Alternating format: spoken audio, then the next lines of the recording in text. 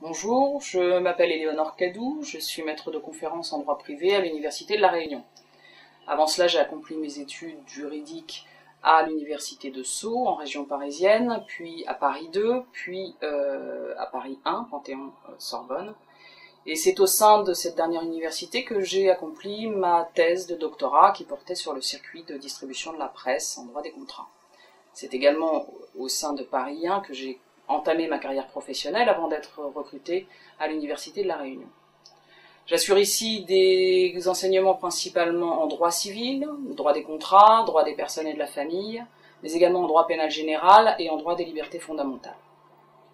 Alors le cours d'introduction au droit dont il est question aujourd'hui est, comme son nom l'indique, une sorte de prélude général aux études juridiques, c'est-à-dire que c'est un cours transversal qui pose les notions fondamentales communes à toutes les matières, qu'elles soient de droit privé ou de droit public.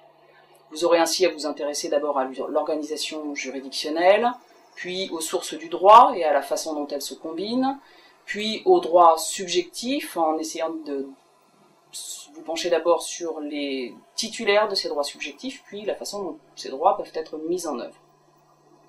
Mais vous vous en rendrez compte assez rapidement, le droit c'est un savoir, mais c'est également, et peut-être avant tout, c'est un savoir-faire. Les développements théoriques seront donc l'occasion de vous donner quelques orientations d'ordre méthodologique, que ce soit en termes de vocabulaire ou de raisonnement juridique, ou que ce soit pour vous donner des outils de résolution de deux exercices classiques que tout étudiant de première année se doit de savoir maîtriser, la fiche de jurisprudence et le cas pratique. L'objectif est donc qu'au terme de ces 10 leçons, vous puissiez aborder sereinement le reste des matières juridiques qui jalonneront votre cursus.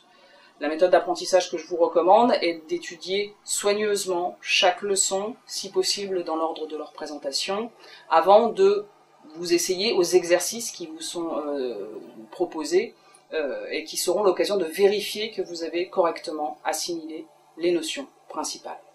Voilà, il me reste à vous souhaiter un bon courage pour la suite de votre travail.